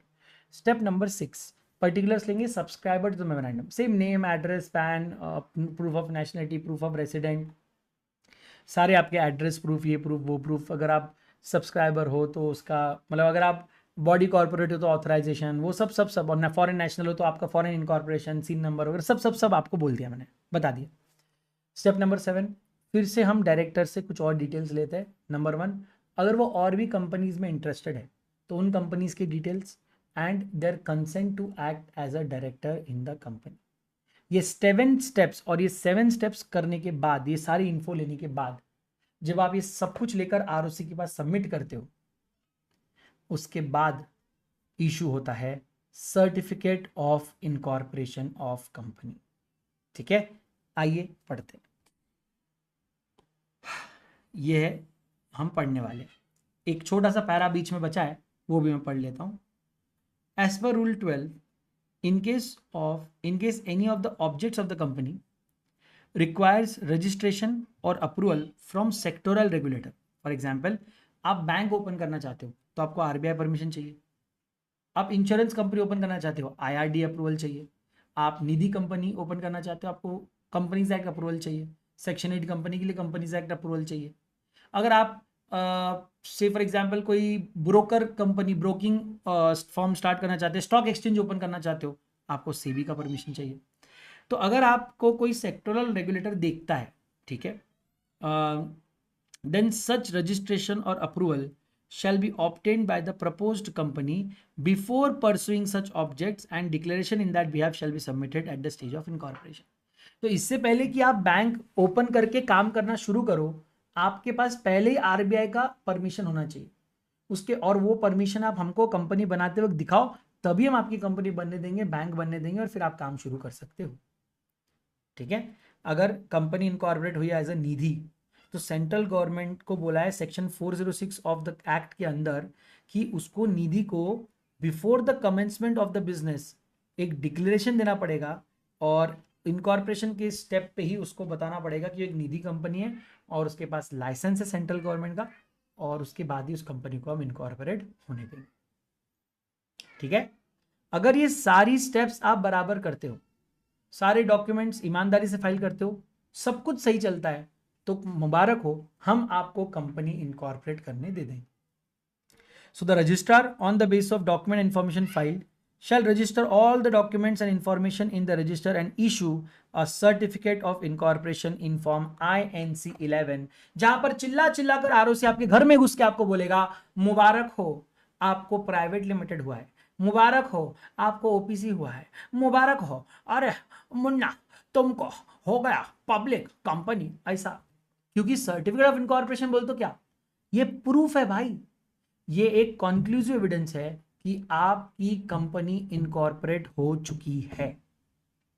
अब दुनिया में कोई भी व्यक्ति आपके एग्जिस्टेंस पे सवाल नहीं खड़े कर सकता। Now you are a separate legal entity with a perpetual succession, corporate will, artificial judicial person, limited liability and whatnot. All the features of company will be activated on and from the date mentioned in this certificate of incorporation.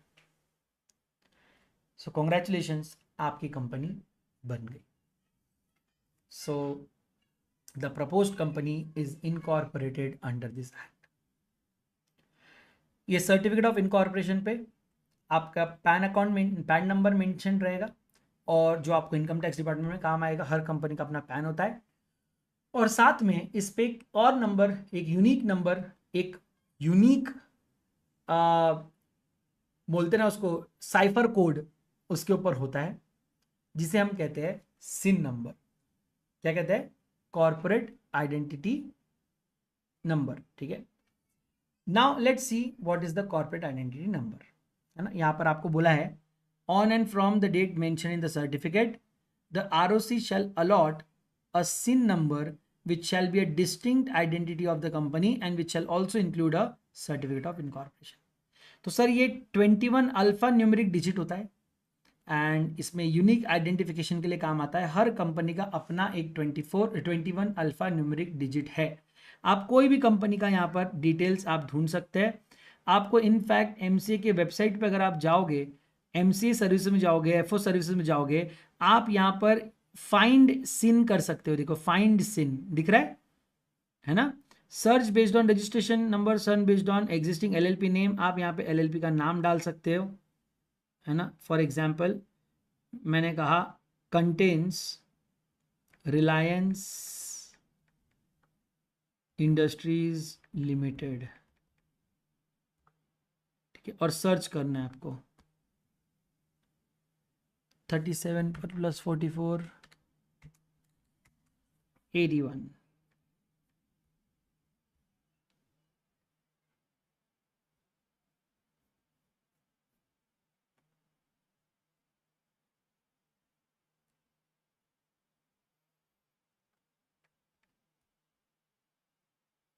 हाँ ये आ गया, ये देखो, और ये देखो इसका। तो CIN starts for corporate identification number, LLP start for limited liability partnership identification number. ठीक है, तो ये आपका सिन और एलएलपी आ गया, एक्टिव कंपनी है भाई। ठीक है, ये नंबर है, और इस नंबर के बेस पे आप कंपनी की बहुत सारी इंफॉर्मेशन यहीं से देख सकते हो।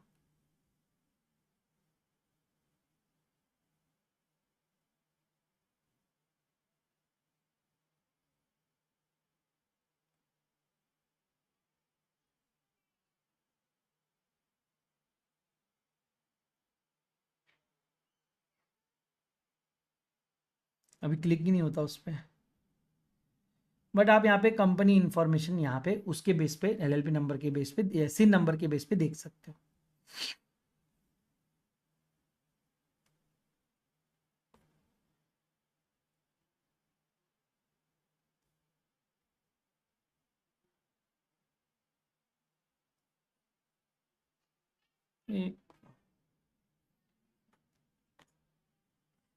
यहाँ पे आप देख सकते हो कंपनी इंफॉर्मेशन।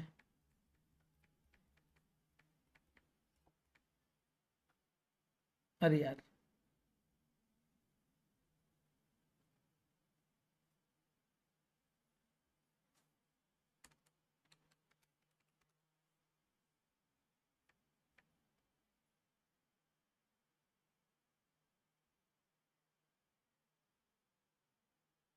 ये मैंने डाल दिया, ये नंबर आपके सामने मैंने कॉपी किया था वहां से, है ना, और ये मैंने डाल दिया। ठीक है, अब आप देखो मेरे सामने आ गया रिलायंस। अब मैं इसके सिन नंबर पे करूंगा क्लिक,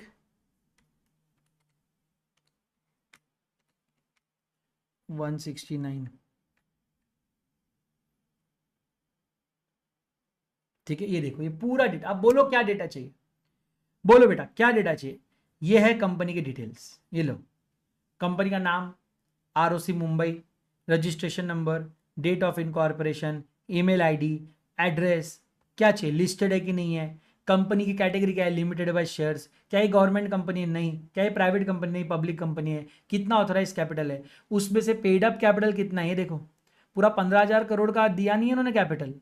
हाँ, कितने का दिया है फिर, कितने का दिया है, ये इतने का दिया है, जो भी है पढ़ लो, मेरे को नहीं आता, इतने सारे पढ़ते नहीं आते मेरे को। Unit 10, 100,000, 10,000, lakh, 10 lakh crore, 10 crore, O my God, 100 crore, 1,000 crore, 6,700 crore, ऐसा कुछ तो है ना। और लास्ट एजीएम 28 अगस्त 2023 का इनका लास्ट डेट ऑफ एजीएम है। इनका एजीएम अभी आने ही वाला होगा। अभी आएगा इसकी डिटेल्स, बैलेंस शीट की डिटेल्स आ गए, ये देखो। ठीक है, ये तो एक बोला। अभी इसके डॉक्यूमेंट्स देखो, पब्लिक डॉक्यूमेंट्स चाहिए, सर्टिफाइड कॉपीज चाहिए, क्या चाहिए आपको बोलो। इंडेक्स ऑफ चार्जेस देखना, ये देखो इंडेक्स ऑफ चार्जेस, कौन से असेट है इनकी, किस, जैसे एक्सिस बैंक के पास इन्होंने, भाई गिनो फिर से, यूनिट 10 100 करते देखो क्या है, पता नहीं 2000 करोड़ का पता नहीं क्या इन्होंने कर दिया है। एक्सिस ट्रस्ट के पास इन्होंने एक चार्ज क्रिएट किया है, आप देख सकते हो यहाँ पे वो चार्ज के सभी डिटेल्स यहाँ पर नजर आएंगे आपको, है ना। हर एक उनके ट्रांजैक्शंस यहाँ पे नजर आएंगे। ठीक है, आपको और कोई इन्फॉर्मेशन चाहिए, डायरेक्टर्स का इन्फॉर्मेशन चाहिए, ये देखो यहाँ पे हीतल मेशवानी, सुमित बनर्जी, अरुंधति भट्टाचार्य, वीरया चौधरी, कोसाराजू, ये सब देखो यहाँ पे। मुकेश अंबानी, अंबानीज वाले पढ़ते हैं, चलो। मुकेश अंबानी, ईशा अंबानी, आकाश अंबानी, अनंत अंबानी, ये लोग इसमें है ना। मुझे पता है आप किसका नाम ढूंढ रहे हो, मुझे पता चल गया है आप किसका नाम ढूंढ रहे हो यहाँ पे, ये अनंत अंबानी सुन के। ऐसे नहीं होता, ऐसे रैंडमली शादी हो गई तो डायरेक्टर नहीं बन जाते, ऐसा हौलागिरी नहीं करने का, ठीक है। हाँ, और यहाँ पे आपको क्या चाहिए डॉक्यूमेंट, पब्लिक डॉक्यूमेंट चाहिए, ये देखो क्या चाहिए आपको, सर्टिफिकेट चाहिए इनकॉर्पोरेशन का, चेंज इन डायरेक्टर का, इनकॉर्पोरेशन डॉक्यूमेंट चाहिए, चार्ज के डॉक्यूमेंट चाहिए, एनुअल रिटर्न्स, बैलेंस शीट चाहिए। आप बोलो ना आपको एलएलपी कन्वर्जन चाहिए, फॉर्म्स, आपको क्या चाहिए आप उस पर क्लिक करो, आप आगे बढ़ो। आपको कौन से साल के डिटेल्स चाहिए, आपको ऑल चाहिए, आप यहाँ पे ऑल करो, लेकिन इसमें पैसा लगेगा। मैंने सारे कर दिए, मेरे को सारे चाहिए, ये पैसा मांगता है, फुकट में नहीं है। देखो, these documents are property of ministry of corporate affairs, government of India, and the reuse of this document without authorisation is prohibited. Complete functionalities accessibility after logging in, मेरे को लॉगिन इन करना पड़ेगा बोलते। 62 प्लस 52 114,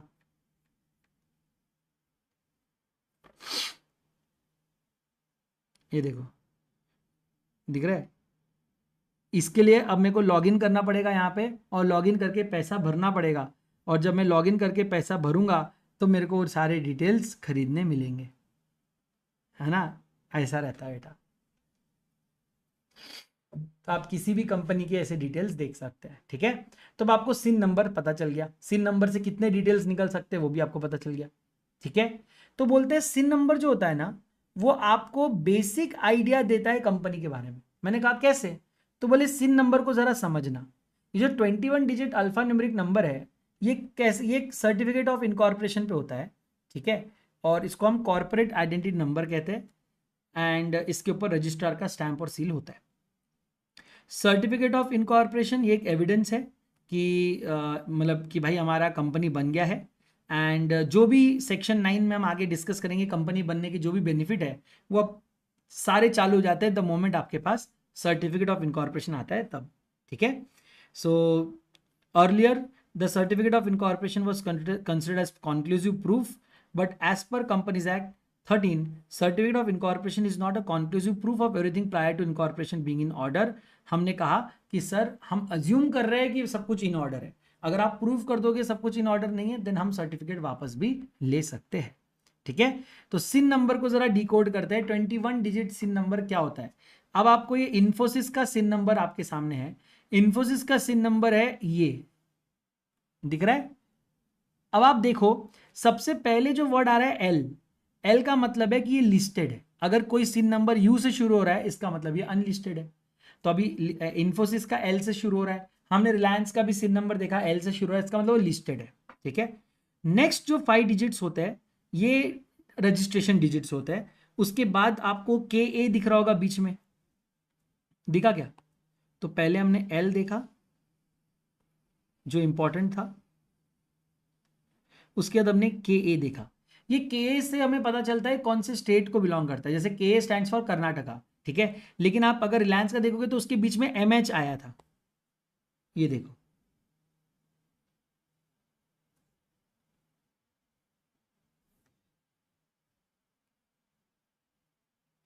ये देखो दिख रहा है L1711 0 MH, एमएच का मतलब भाई ये महाराष्ट्र का है, ठीक है। नेक्स्ट नेक्स्ट 4 डिजिट 1981, ये दिखाते हैं कि आपका ईयर ऑफ इनकॉर्पोरेशन क्या है। यहाँ पे आपको बताता है आपका ईयर ऑफ इनकॉर्पोरेशन क्या है। तो भाई Infosys was incorporated in 1981, whereas Reliance was incorporated in 1973। तो आप देख रहे हो जो एमएच के आगे नंबर है वो आपके ईयर है, ठीक है। उसके बाद है पीएलसी। अब आप देखना उसके आगे है पीएलसी। पीएलसी का मतलब होता है कि एक पब्लिक लिमिटेड कंपनी है, पीएलसी फॉर पब्लिक, ठीक है। PTC for private, FTC for foreign, GOI for government, ठीक है। तो यहां पर आप देखना यहां पर भी पीएलसी है, मतलब रिलायंस भी पब्लिक लिमिटेड कंपनी है, ठीक है। और उसके आगे लास्ट 6 डिजिट है, वो उनके रजिस्ट्रेशन नंबर है, वो आरओसी के काम का रजिस्ट्रेशन नंबर है। इस तरह से आपका मतलब ये होता है। तो अभी मैं आपको एक आध एग्जाम्पल के तौर पे मैं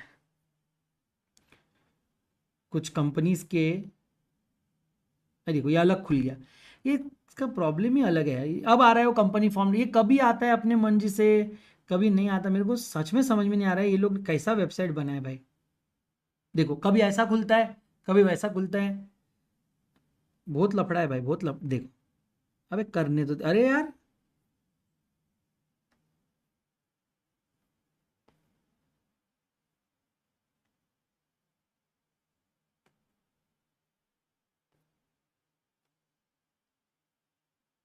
चलो कौन सी कंपनी का बताऊँ आपको मैं। ITC,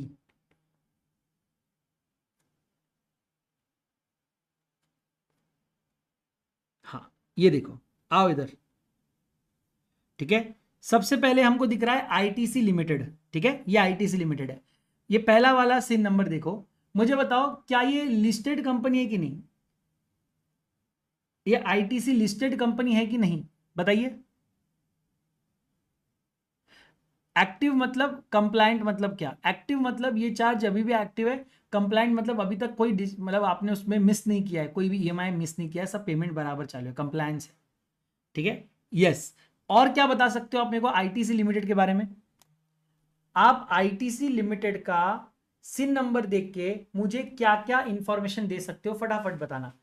ITC limited is a listed company, और what else can you tell me. Very good Raunak, I am proud of you. Sir ये वेस्ट बंगाल में रजिस्टर्ड है, very good, West Bengal ROC है इनका, okay. ROC Kolkata West Bengal. Next और क्या बता सकते हो।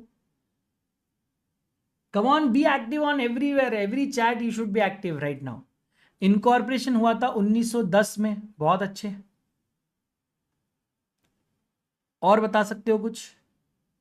सर ये एक पब्लिक लिमिटेड कंपनी है, पीएलसी। अच्छा अब आप मुझे बताइए, ये जो दिख रहा है ना आपको, ये जो दिख रहा है आईटीसी टीज प्राइवेट लिमिटेड, ये दिख रहा है आईटीसी टीज प्राइवेट लिमिटेड, ये दिख रहा है।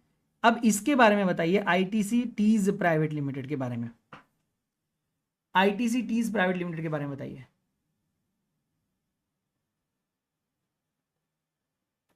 हाँ जी,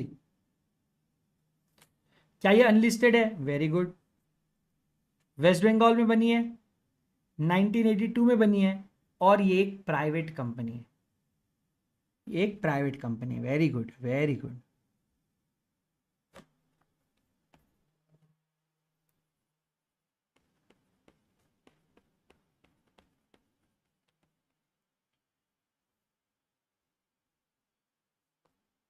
चलिए ये दिख रहा है आपको, Reliance foundation institute of education and research.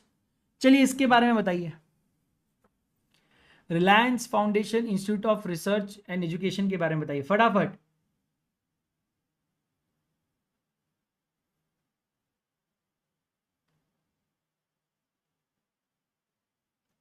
Unlisted, Maharashtra, incorporated in 2017 and not for profit limited, it's a section 8 company, it's a section 8 company, very good, very good, amazing, proud of you, proud of you, proud of you, ठीक है।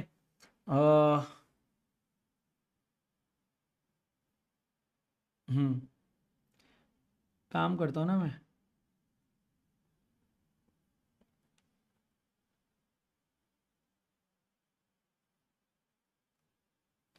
Second, इसमें आप मेरे को ये इसके बारे में बताओ, HDFC बैंक लिमिटेड के बारे में, HDFC बैंक लिमिटेड के बारे में। Listed Maharashtra, 1994 public company. I think अब आपको समझ में आ गया कि ये किस तरह का होता है। मैं आपको सॉरी मैं एक और पूछना भूल गया आपको।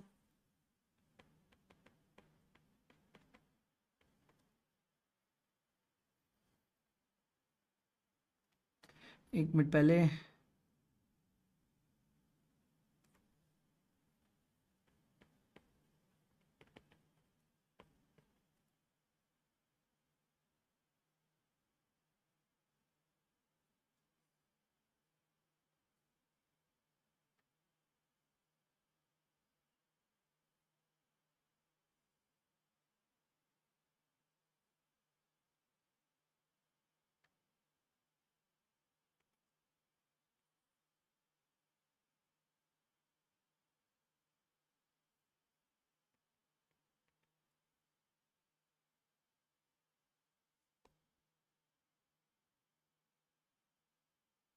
अरे वो HL का पूरा क्या है भाई?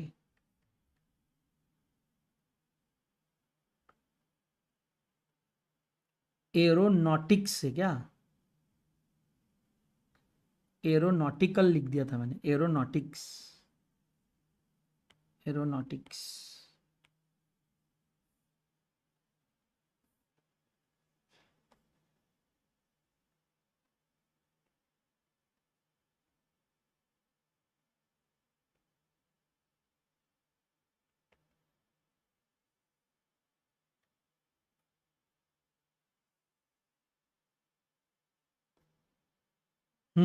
लो बताओ, इसके बारे में बताओ, हिंदुस्तान एरोनॉटिक्स। बस ये लास्ट है, फिर मैं क्लास एंड कर रहा हूँ। लास्ट, वो नॉटिकल लिख दिया था मैंने। लिस्टेड है Karnataka, 1963, and it's a government company. आप देखो उसके अंदर GOI लिखा हुआ है, ठीक है। तो अब आप बेसिकली स्पीकिंग, अब आप सिन नंबर देख के एटलीस्ट बता सकते हो कंपनी लिस्टेड है कि नहीं, कौन से स्टेट में बिलोंग करती है, कौन से ईयर का इनकॉर्पोरेशन है, और कौन से टाइप की कंपनी है। So this is a lot of information which you can give about the company, ठीक है। So that is it for today, guys and girls. Tomorrow we'll talk about what happens when you give false information while incorporating a company. I hope आज का lecture आपको अच्छा लगा होगा। आज के लिए बस इतना ही। Thank you so much, God bless you all, lots of love, see in the next one, bye everyone, take care. अब आपको रुकने की जरूरत नहीं है, अब आप जा सकते हैं। बस यूट्यूब पे जो बच्चे बैठे हैं, मैं उन लोगों के लिए बता दूं कि अगर वो ये क्लास लेना चाहते हैं तो कैसे लेंगे। मैं ऑनलाइन क्लास अपनी एंड कर रहा हूँ, सिर्फ यूट्यूब पे क्लास अभी चालू रहेगी। थैंक यू सो मच, मिलते हैं कल same time same place. God bless you, lots of love, please don't forget to give good review about me in the classes. Bye everyone, thank you. जो लोग मुझे अभी यूट्यूब पे देख रहे हैं, वो लोगों के लिए क्विक 1 सेकेंड में मैं इंपॉर्टेंट बातें बताना चाहूंगा, और वो इंपॉर्टेंट बात है हमारे बैच के बारे में।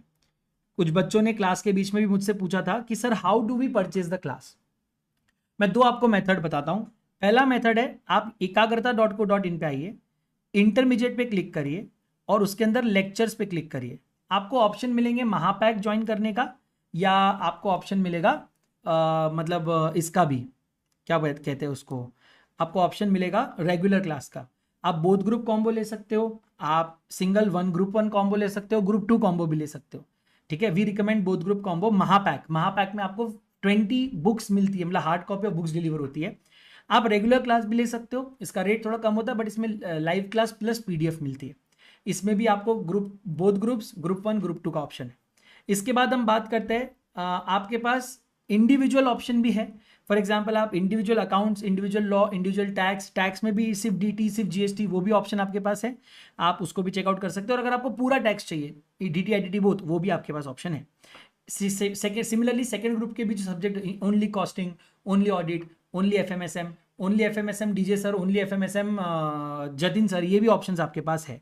अगर आप बुक्स के लिए आएंगे तो इंटरमीडिएट में अगर आपने सपोज करो कि विदाउट बुक्स वाला ऑप्शन लिया है तो आप सभी एजुकेटर्स की बुक यहाँ से ले सकते हो। मेरी बुक्स भी यहाँ पर आपको अवेलेबल मिलेगी। अगर आप कॉम्बो ऑफ 5 बुक्स लेते हो तो आपको 2200 के अंदर, अब इसमें कुछ डिस्काउंट वगैरह कभी कभार चलता रहता है, आपको 5 किताबें मिलती है। इसमें 3 टेक्स्ट बुक है, एक क्वेश्चन बैंक है और एक एमसीक्यू बुकलेट है। अगर आपको सिर्फ प्रैक्टिस बुक चाहिए तो उसमें सिर्फ क्वेश्चन बैंक और एमसीक्यू बुकलेट आएगा, और आपको सिर्फ टेक्स्ट बुक चाहिए तो उसमें 3 टेक्स्ट बुक आएंगे जिससे मैं अभी पढ़ा रहा हूँ। ये भी आप यहाँ से कंसिडर कर सकते हैं। ठीक है, दूसरा भी एक ऑप्शन है, आप अड्डा 247 पे भी जा सकते हो, है ना। आप अड्डा 247 पे अगर जाओगे तो अड्डा 247 पे आपका ऐसा वेबसाइट ओपन होगा। आप ऑल कोर्सेज पे क्लिक करके, है ना, आप यहाँ पर सिलेक्ट करेंगे, थोड़ा सा स्क्रॉल करना पड़ेगा। यहाँ स्क्रॉल करेंगे तो एकाग्रता सीए आएगा। एकाग्रता सीए में आप इंटरमीडिएट पे क्लिक कर सकते हैं। इंटरमीडिएट में आपको ये सारी क्लासेस जो मैंने वहां बताई वो सभी की सभी क्लासेस आपको यहाँ पर भी मिलने लग जाएगी। आप देख रहे हो यहाँ पर भी वो सारी क्लासेस मिलने लग जाएगी। तो आप यहाँ से भी डायरेक्टली ये ऐप से भी परचेस कर सकते हो और यहाँ से भी परचेस कर सकते हो।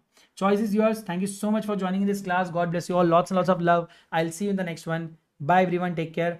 तो प्लीज़ हमें ज्वाइन करिए, हमारे टेलीग्राम चैनल को सर्च करिए एकाग्रता सीए और उसे ज्वाइन करिए। बहुत अच्छा कम्युनिटी हमारा बन चुका है, so do definitely join our Telegram channel as well. Thank you so much guys and girls, God bless you all, lots of love, in the next one, bye. Signing off, CA Adarsh Joshi, thank you.